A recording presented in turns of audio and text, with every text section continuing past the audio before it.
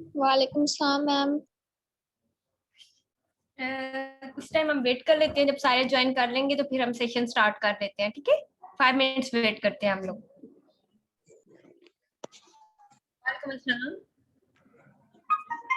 Sir हम लोग 2-3 minutes wait कर लेते हैं, बच्चे आ जाए तो फिर हम स्टार्ट करते हैं। टाइम निकालने के लिए थैंक यू मच। और सर आपका भी थैंक यू कि आपने इतना टाइम निकाला हमारे लिए। और सेकेंडली ये है कि ये आरपीए और पीएचए जो कि पीएचए जो है पाकिस्तान हेल्थ केयर एसोसिएशन है, और आरपीए रोशनी फिजियोथेरेपी एसोसिएशन है, ठीक है बेसिकली। और सेकेंडली जो आज हमारे गेस्ट स्पीकर है वो है पीएचडी न्यूट्रिशन साइकोलॉजिस्ट और वेलनेस कोच है और सोशल एक्टिविस्ट है, डॉक्टर तौसीफ। सर काइंडली आप अपना ना थोड़ा एजुकेशन बैकग्राउंड के बारे में थोड़ा सा डिस्कस कर लें Okay. In Thank you so short. much. Okay. Thank you so much, ma'am. आपका गुड नेम क्या है, मुझे अंदाजा हो जाए? Sir Navera Gaffar. Okay, Navera. Thank you so much for calling me here. Anyhow, uh, all the body in the session, they are most welcome and warm welcome.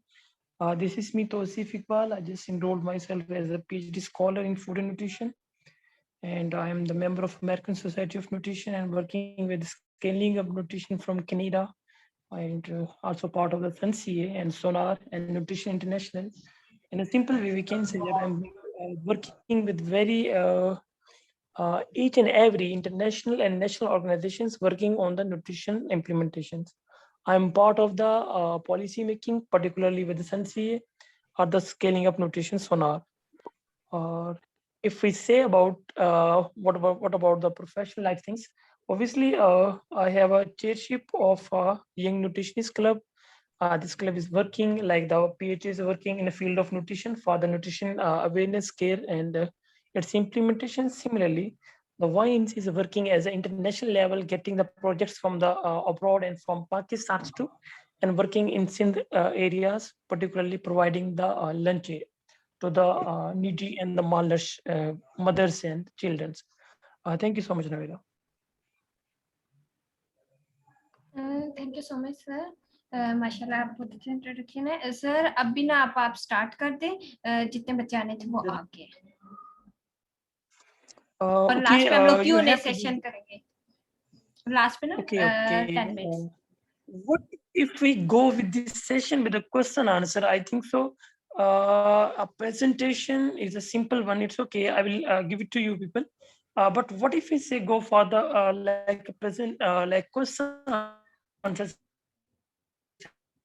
session and make this session more engaging? Because if we say the presentation, okay, everybody know what about the physiotherapy, everybody know about the nutrition, and what role of nutrition physiotherapy. If I say simply,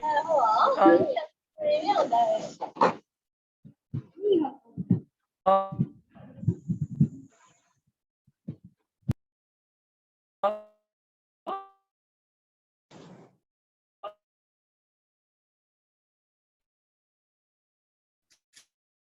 physiotherapy is incomplete.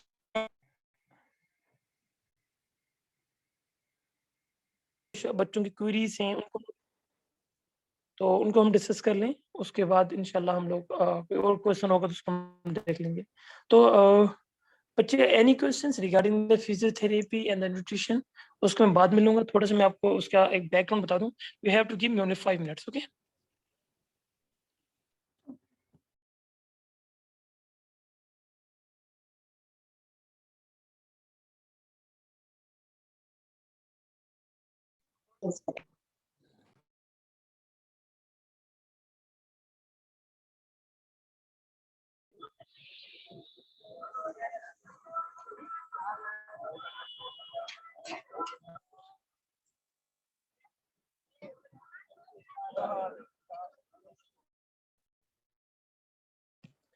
जो host है ना वो जरा इन सब बच्चों के ना mic को म्यूट कर दे, ठीक है?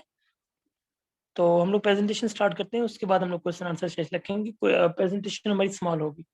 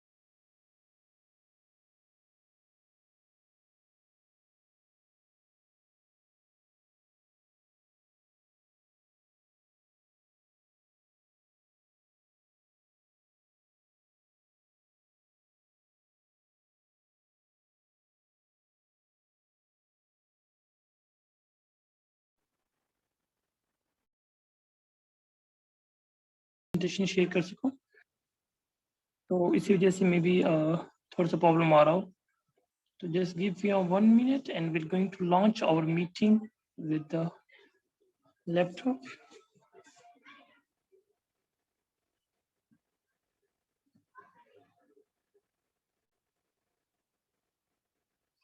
Okay.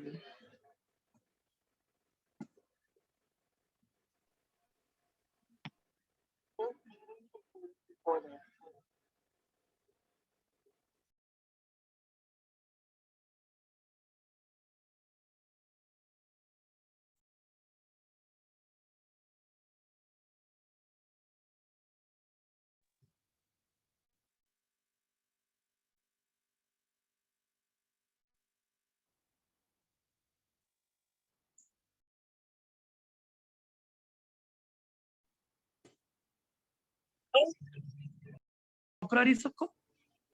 यस सर, आ रही है, स्लाइड्स भी शेयर हो रही है और आपकी वॉइस भी क्लियर है। Thank you, Tareem. Yeah, webinar is street, but it is not in street. It is on way. Okay, बच्चों, most important thing जो हम लोग चाह रहे हैं कि कैसे हमारा जो न्यूट्रिशन है और फिजियोथेरेपी आपस में एसोसिएटेड हैं और कौन कौन से इसमें टर्म्स हैं जिनको हम लोग यूज कर सकते हैं। सबसे मोस्ट इम्पोर्टेंट टर्म्स जो है वो न्यूट्रिशन रिहेबिलिटेशन है। सबसे इम्पोर्टेंट टर्म्स जो अभी तक हम लोग यूज करते हैं whenever you are going to in a centre जहाँ पे फिजियोथेरेपिस्ट मौजूद हैं, जहाँ पे भी ऐसी सेटिंग के अंदर, जहाँ हॉस्पिटल सेटिंग के अंदर जहाँ पे न्यूट्रिशनिस्ट की जरूरत होती है, तो वहाँ पे जो हम लोग इम्प्लीमेंटेशन कर रहे होते हैं वो न्यूट्रिशनल रिहेबिलिटेशन करा रहते हैं। आज इसी के बारे में देखेंगे हम लोग कि उसका इंट्रोडक्शन क्या है, न्यूट्रिशनल रिहेबिलिटेशन क्या होता है, हॉस्पिटल बेस क्या होगा, सेंट्रल बेस क्या होगा, उसकी कम्युनिटी के बेस पे क्या होगा, कौन कौन सी डाइट्स यूज की जाती हैं न्यूट्रिशनल रिहेबिलिटेशन के अंदर, और ये रेफरेंस क्या हमारे पास यहाँ से कोट किया गया डेटा। तो फर्स्ट ऑफ ऑल बच्चे, अगर हम लोग माल न्यूट्रिशन को डिफाइन करें या सिंपल न्यूट्रिशन को डिफाइन करें, you know it very well, मुझे डिफाइन करने की जरूरत नहीं है। सिंपल समझ लो कि अगर बॉडी के अंदर प्रॉपर न्यूट्रिएंट नहीं पहुंच रहे वो माल न्यूट्रिशन है। अगर वो ज्यादा जा रहे हैं तब भी माल न्यूट्रिशन है, अगर कम जा रहे हैं तब भी माल न्यूट्रिशन है।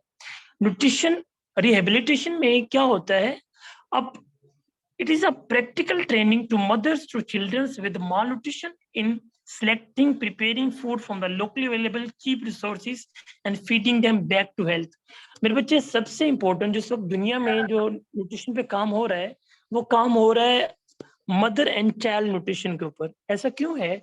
क्योंकि मदर अगर अच्छी तरह फीड है तो उसका जो बच्चा है वो अच्छी तरह से नर्श होगा। अगर बच्चा प्रॉपर तरीके से अपने आप को नर्श करेगा, उसकी मदर उसको प्रॉपर तरीके से नर्श करेगी आफ्टर बर्थ, तो उसकी जो आने वाली जो जनरेशन है, आने वाली जो नस्ल है, वो प्रॉपर तरीके से नर्श होगी और एक नर्श माइंड एक अच्छा लीडर पैदा करता है। तो ये है रिहेबिलिटेशन। खासतौर पर जैसे कि मैं बात की कि I am working in Sindh areas, खासतौर पर providing breakfast and lunch there. इस तरह हमारा एक प्रोजेक्ट हुआ था पतोकी के अंदर भी, हमने वहां पे स्कूल के अंदर हम please can everybody mute all the persons.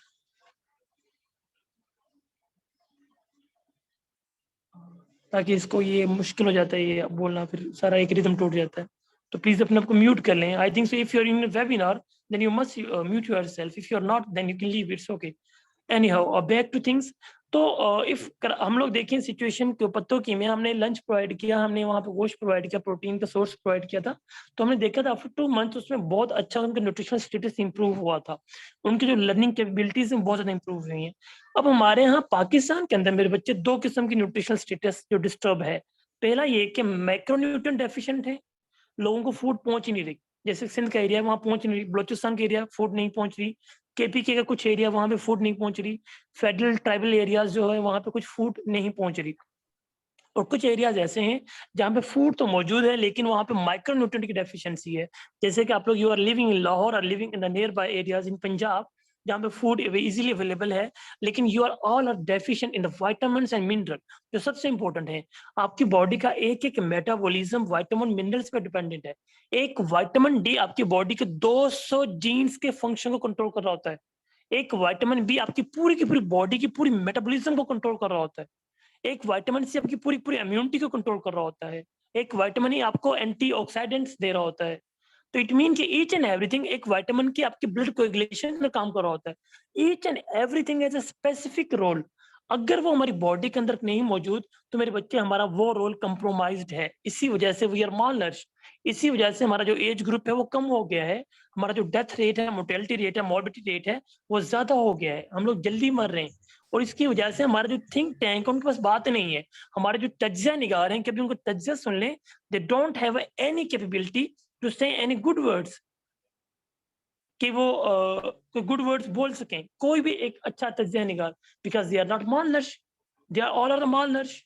उनको पता ही नहीं है कि हमारे पास एक अच्छा दिमाग अच्छी सोच को लेके आता है। तो मेरे बच्चे, अगर हम लोग ऑस्ट्रेलिया की बात करें, if you talk about the other countries like the developed ones like Australia, America and UK, तो वहां पर हाइट को कंपैरिजन किया जाए, उनके थिंक टैंक को कंपैरिजन किया जाए, अगर ऑस्ट्रेलिया के थिंक टैंक को कंपैरिजन किया जाए, now it's in literally recent cases, Australia ने पूरी दुनिया को अपने इतने कब्जे में लिया, इतना खूबसूरत इतना स्ट्रॉन्ग उन्होंने थिंक टैंक बनाया कि पूरी दुनिया उनके खिलाफ नहीं बोल पा रही। वो जस्ट आस्किंग दैट कि यूएन सिर्फ कंडेम कर दे कि इसराइल गलत कर रहा है, वो इतना भी नहीं कर पा रहा। एक दुनिया, पूरी दुनिया एक तरफ है, एक छोटा सा, बिल्कुल छोटा सा मुल्क एक तरफ है, और इतना ताकतवर अपनी मेंटल अप्रोच के लिहाज से कि उसने पूरी दुनिया को खामोश करवा दिया। और यूएन के जो रिप्रेजेंटेटिव है, उससे पूछा गया, क्या आप लोग एक लफ्ज कंडेम बोल सकते हैं फिलिस्तीनियंस के लिए? They said okay, I am not allowed to answer this question. ये एक रिप्रेजेंटेटिव बात कर रहा है यूएन का, जिसका मतलब है कि दुनिया के अंदर अमन कायम करना।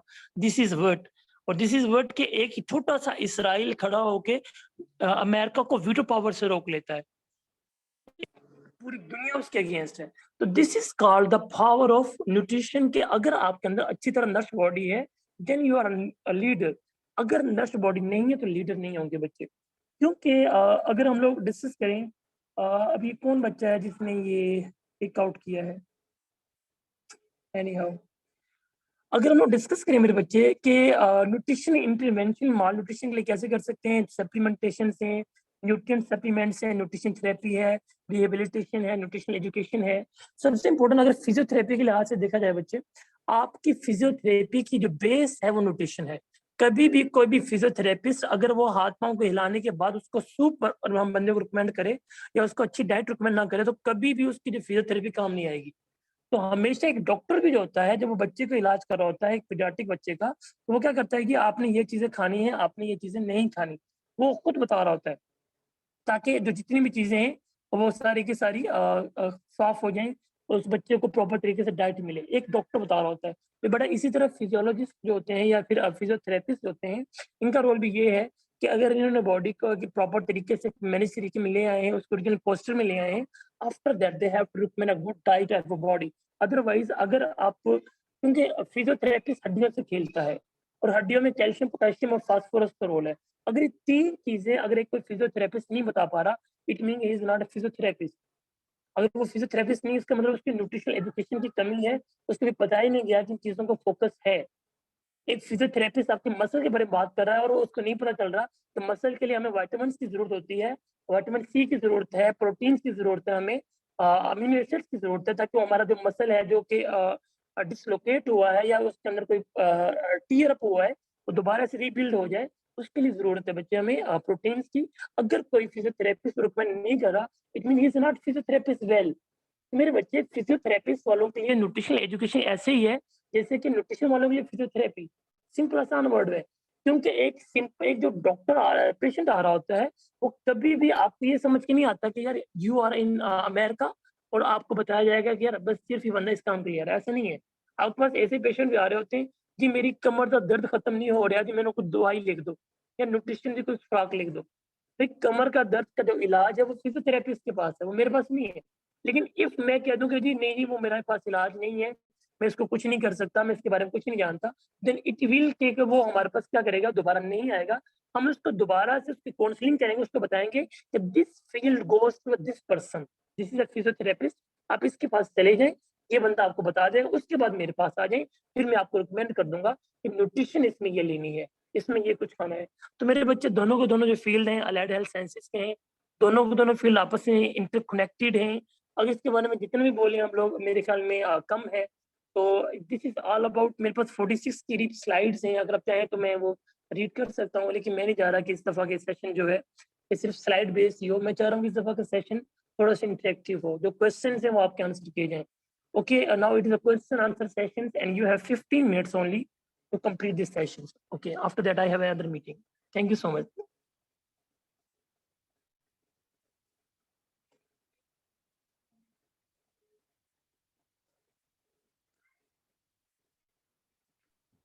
जिसको भी क्वेश्चन है वो Okay, अपने बच्चे आप लोग माइक को क्वेश्चन भी पूछ अनम्यूट, सकते हैं। हाँ जिसको भी क्वेश्चन हो वो अपने माइक भी अनम्यूट कर सकते हैं और चैट पे भी पूछना चाहे तो बच्चे पूछ आपकी सकते हैं। आवाज बहुत कम आ रही है, आप ऐसे करेंगे माइक को करीब करें और तब बोलें। मैंने कहा जिसको भी कोई क्वेश्चंस हैं वो चैट बॉक्स में लिखते हैं या अपने आप को अनम्यूट करके पूछते हैं आपसे। Better if chat box, better in chat box, कि कोई अपने माइक को अनम्यूट ना करे। Chat box is a good option, question जितने भी हैं वो चैट बॉक्स में क्लियर किए जाएंगे, ठीक है। ओके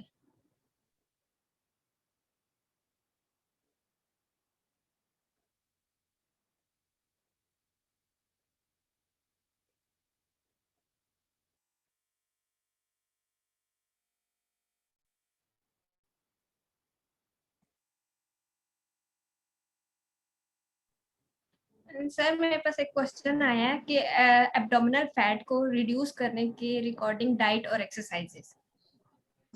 ओके, एब्डोमिनल फैट, पहले की बात ये है कि मेरे बच्चे उसको पूछें आप उससे कि कोई उसका हार्मोन इम्बैलेंस तो नहीं है, कोई पीसीओ का मसाइल तो नहीं है, अगर वो मेल है फीमेल है तो इस तरह का मसाइल तो नहीं है, या फिर उसको कोई पहले कोई ऐसी सर्जरी तो नहीं हुई जिसकी वजह से मसला आया हुआ है, कोई इन्फ्लेमेशन तो नहीं हुआ। अगर ऐसे नहीं है देन उसके लिए सिंपल एक्सरसाइजेज है, बेली एक्सरसाइजेज वो ज्वाइन कर सकती हैं आप लोग, और हाई प्रोटीन आप डाइट ले सकती हैं, good protein diet free acid के साथ।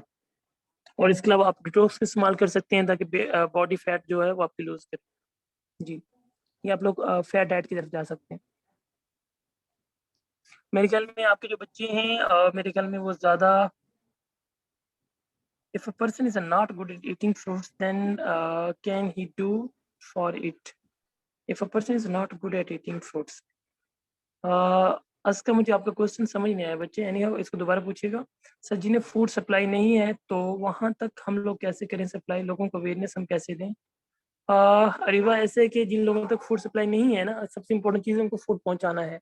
तो अब दुनिया भर में न्यूट्रिशन के नाम पे काफ़ी ज़्यादा एनजीओ काम कर रही हैं जो पाकिस्तान के अंदर फंड को लेती हैं और वहाँ पे न्यूट्रिशन सप्लाई कर रही होती हैं, लेकिन आप उस चीज़ को कवर नहीं कर सकते जब तक आप अपने स्टेपल फूड को आगे ना लेके आएंगे, जब तक आप फोर्टिफिकेशन के मेथड को आगे ना लेके आएंगे। आप सबके सब इस वक्त ऑस्टियोपीनिया के पेशेंट हैं, मैं आपको बता सकता हूँ। आप सबके सब, सारी लेडीज सारे बॉयज ऑस्टियोपीनिया के पेशेंट, आप चेक करवा सकते हैं अपने आप को, आपके जो रिजल्ट आएंगे। तो इस मीन कि हमारे यहाँ कैल्शियम और विटामिन डी और फास्फोरस की कमी है। अब उसको हम कैसे ट्रीट करेंगे जब तक फोर्टिफिकेशन ना की जाए? अब फोर्टिफिकेशन के लिए क्या किया, अभी पाकिस्तान में एफएसपी स्टार्ट किया था, और वही आटा जो आप लोग खा रहे हो वो 5 से 10 रुपए महंगा हो जाएगा, लेकिन आपको तमाम न्यूट्रिएंट उस आटे में मिल जाएंगे और आपकी जो बॉडी फिजिक है और आपकी जो न्यूट्रिएंट की कमी वो पूरी हो जाएगी। ओके सर, न्यूट्रिशन क्या फिजियोथेरेपी में मेन रोल क्या है? बच्चे देखो तैयबा, फिजियोथेरेपी में फॉर एग्जांपल आपने हड्डियों की बात करनी है या मसल की बात करनी है? हड्डियों की बात करनी है तो जब तक एक अच्छी तरह से अच्छी डाइट ना दी जाए, दूध ना दिया जाए उसको, कैल्शियम सप्लीमेंट्स, आयरन सप्लीमेंट्स ना दी जाए, तो बच्चे उसकी हड्डियां कभी ठीक नहीं हो सकती। आप टेढ़ी हड्डियों को विदाउट तोड़ मोड़ के ठीक नहीं कर सकते, एक टूटी हुई हड्डी को तोड़ मोड़ के ठीक नहीं कर सकते। एक जॉइंट डिसलोकेशन को आपने लोकेट कर दिया, उसके बाद उसके लिए एक रिपेयरिंग मेथड है, रिपेयरिंग इज ओनली न्यूट्रिशन, वो जरूरी है, ठीक है। Let me see another person, without nutrition therapy what value of physiotherapy?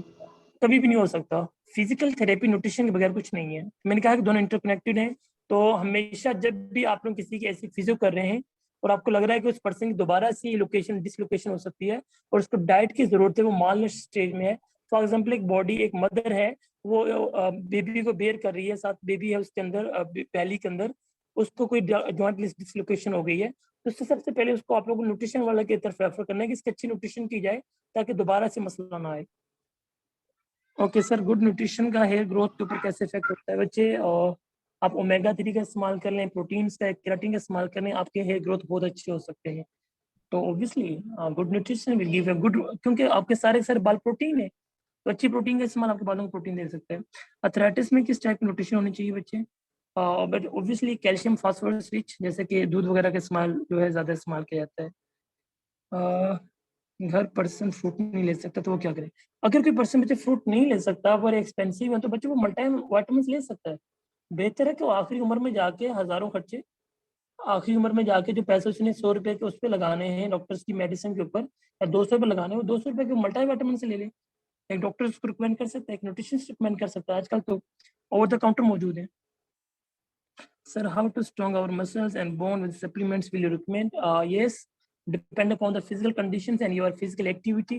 कि उस पे आप उसके बगैर हम लोग को भी सप्लीमेंट्स रिकमेंड नहीं कर सकते, because supplements need much amount of care and water.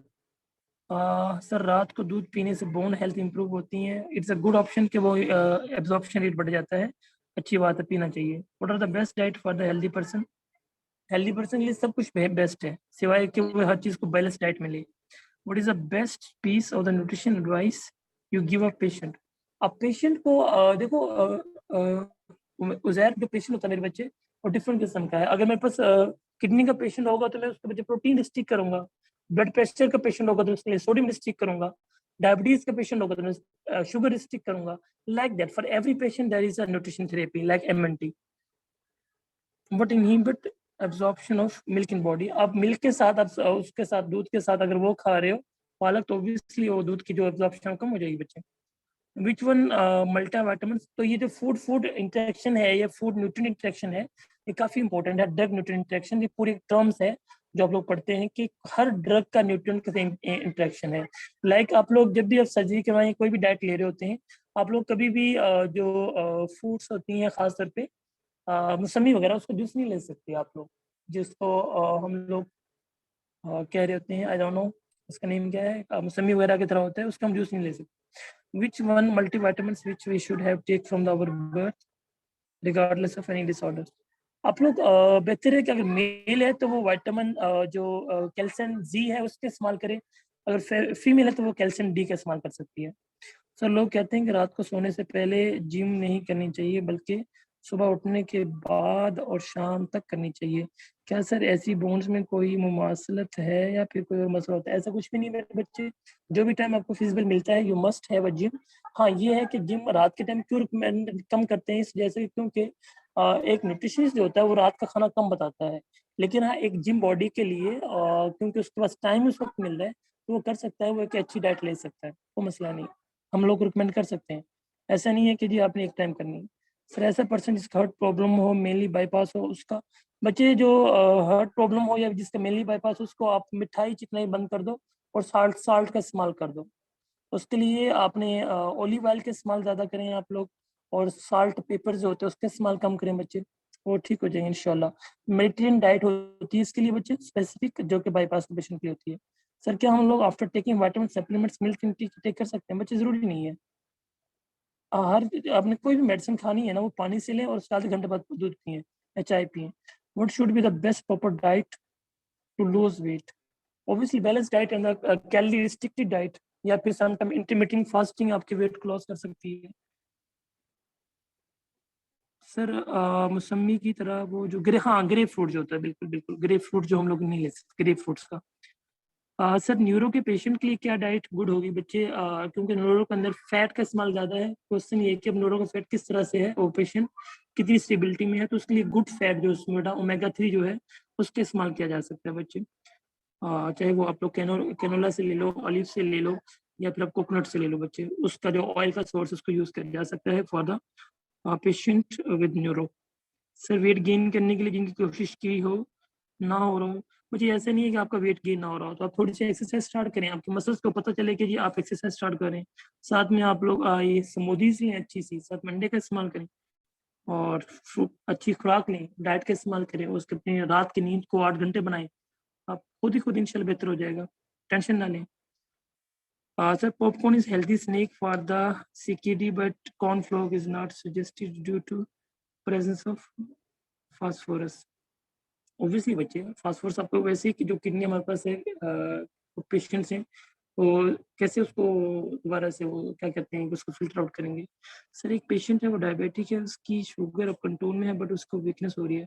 बच्चे उसको जौ का दलिया दें, और जौ का दलिया को आप पानी में बना के ना, उसमें खजूर डाल लें, 1 चम्मच शहद डाल लें, और साथ में आप उसका चाहें तो गोश्त भी ऐड कर सकते हैं बॉयल करके, वो उसको दें, जो कदरिया उसके लिए ठीक होगा। सर अगर कोई किडनी का पेशेंट हो तो उसको किस किस्म की डाइट बढ़ाए, उसके लिए आप लोग प्रोटीन का इस्तेमाल कम कर दें, बीफ जो है रेड मीट उसका इस्तेमाल कम कर देना चाहिए बच्चे, और ख़ासतौर पर जब अगर प्रोटीन का सोर्स पूरे करना तो प्लांट प्रोटीन से करना है।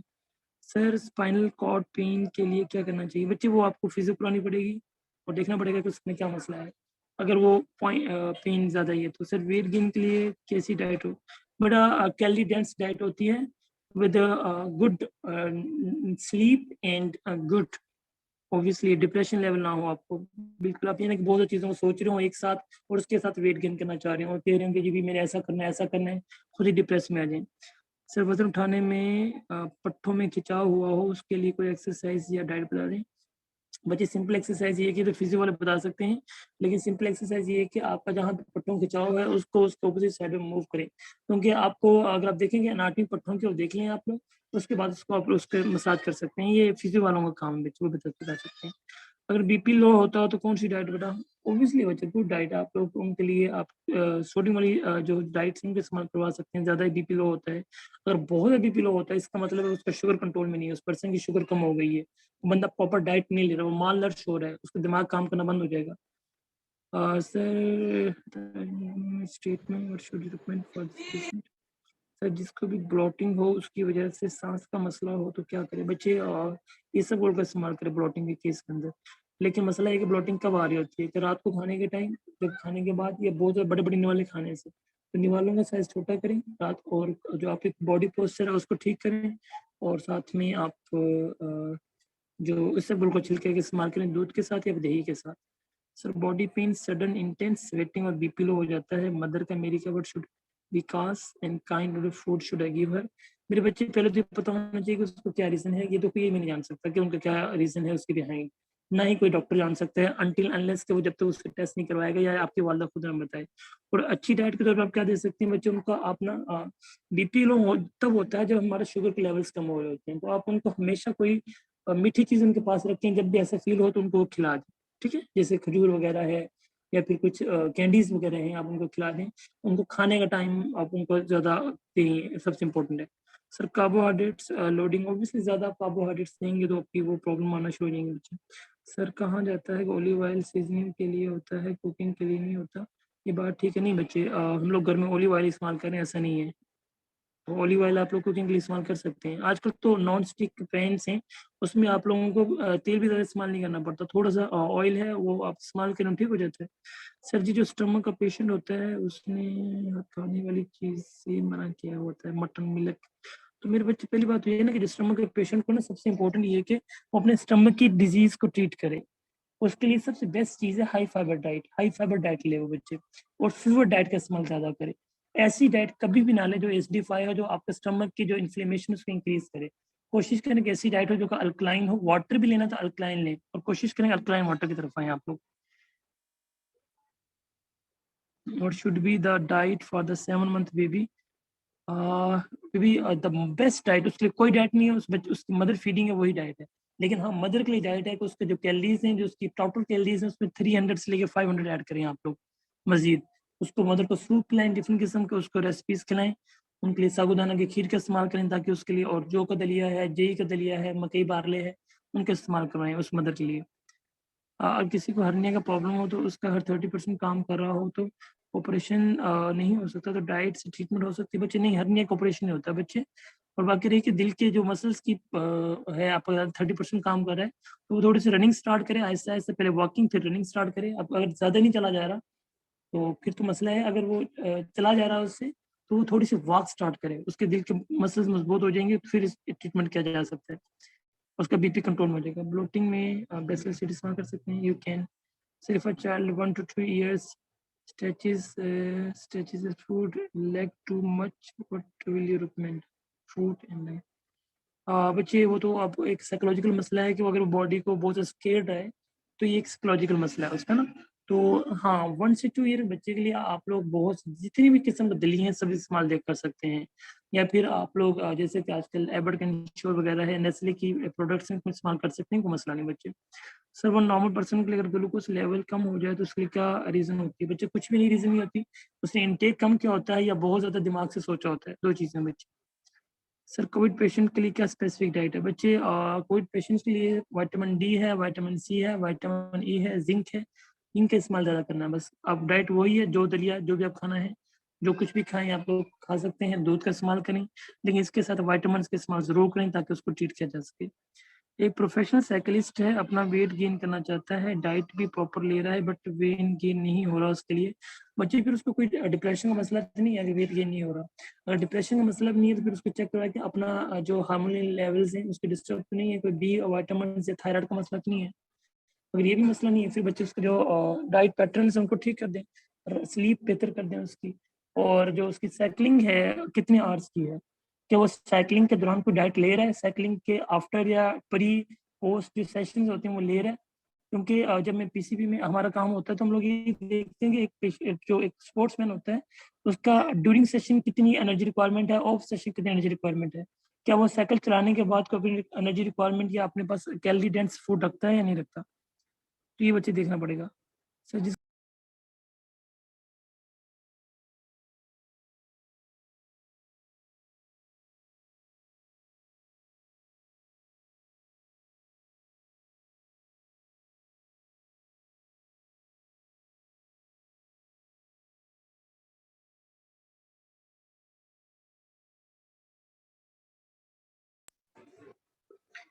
ओके सर, हार्ट पेशेंट का बीपी भी नॉर्मल है बट उससे मोस्टली शॉर्टनेस ऑफ ब्रेथ होती है, तो बच्चे उसको करेंगे मॉर्निंग के टाइम ना कोशिश करें कि उसको हवा में लंबे ब्रीदिंग एक्सरसाइज कराएं, जैसे योगा एक्सरसाइज है वो करवा सकते हैं। सेकंड चीज, अगर ज्यादा ही मसला आ रहा है तो घर में अगर नेबुलाइजर पड़ा हुआ ना उसके जरिए उसको अब नेबुलाइज कर दें। अगर उससे मसला नहीं हो रहा तो कोशिश करें कि बैलून जो होते हैं ना उनसे कहेंगे इसमें ऐसा हवा भरें, उसकी जो कैपेसिटी बेहतर हो जाएगी। और बड़ा कोलेस्ट्रॉल फ्री डाइट का इस्तेमाल करें आप लोग। नॉर्मली आजकल जो बाहर की चीजें हैं, जो तली हुई चीजें, उनका इस्तेमाल कम कर सकते हैं बच्चे। सर जी, हर्निया का इलाज विदाउट ऑपरेशन हो सकता है? नहीं बच्चे, हर्निया का ऑपरेशन ही है। हर चीज का बच्चे कुछ ना कुछ इलाज होता है, तो हर्निया का ऑपरेशन। तो कुछ लोग डाइट अच्छी लेते हैं पर उनका वेट गेन नहीं होता है, इसकी कोई स्पेसिफिक होती है?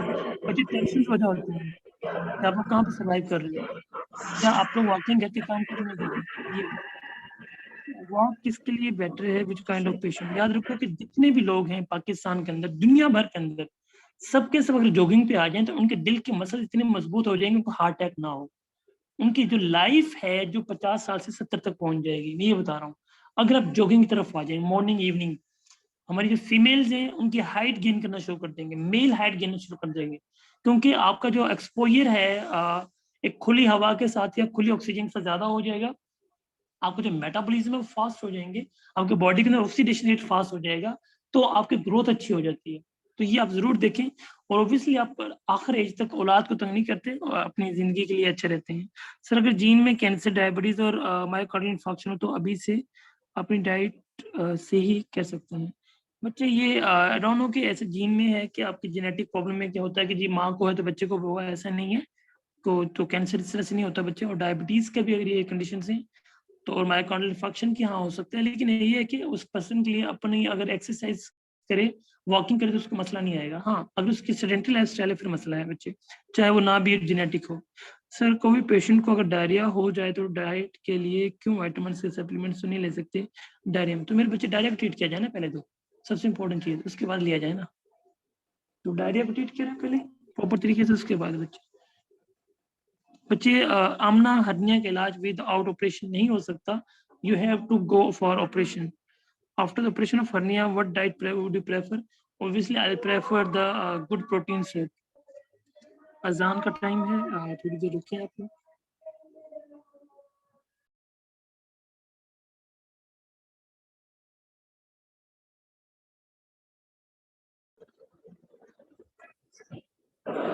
अस्सलाम वालेकुम। वालेकुम अस्सलाम। भाई अजान के बाद प्लीज आप 2 मिनट वेट करें।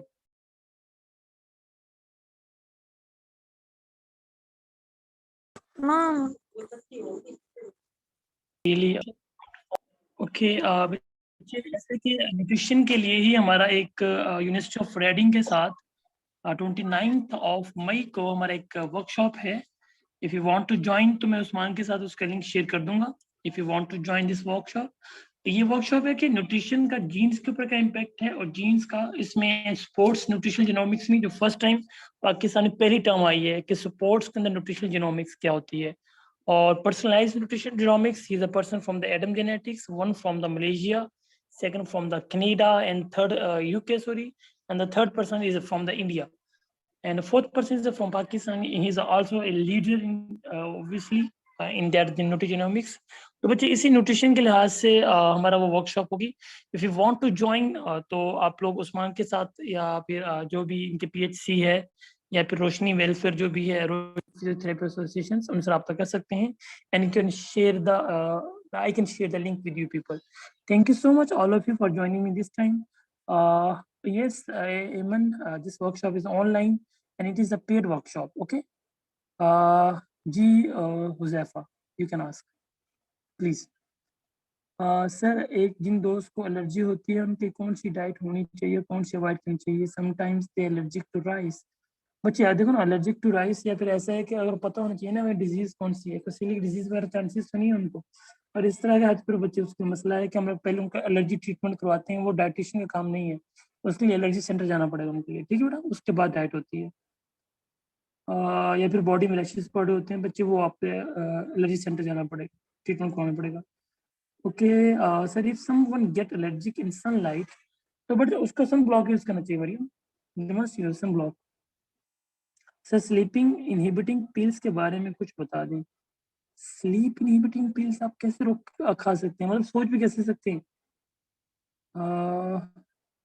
नो नो, कभी भी नहीं बच्चे, स्लीप पूरी रहती है मेरे बच्चे।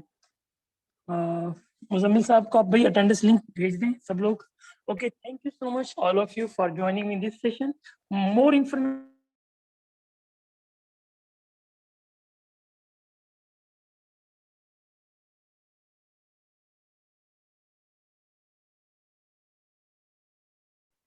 सर आपकी वॉइस नहीं आ रही। Is it good to all? Hello, sir आपकी वॉइस नहीं आ रही। मेरी वॉइस आ रही है, नहीं आ रही? नहीं आ रही सर, बिल्कुल भी नहीं आ रही थी, अभी आ रही है। चलो शुक्र, अब तो आ रही। तो मैं कह रहा था कि if you are interested in workshop the some more advance level knowledge, तो आप लोग उस्मान से कांटेक्ट कर सकते हैं, मेरे से कांटेक्ट कर सकते हैं, या फिर आप रोशनी जो फिजियोथेरेपी वाले हैं उनसे कांटेक्ट कर सकते हैं। I will share the link of workshop with them too. Okay, we have more questions. अच्छा भाई, if a child take an act, he had a severe allergy। बड़े ये रोजाना का मसला है कि एक दफा ही हुआ है, ये तो देखना पड़ेगा ना।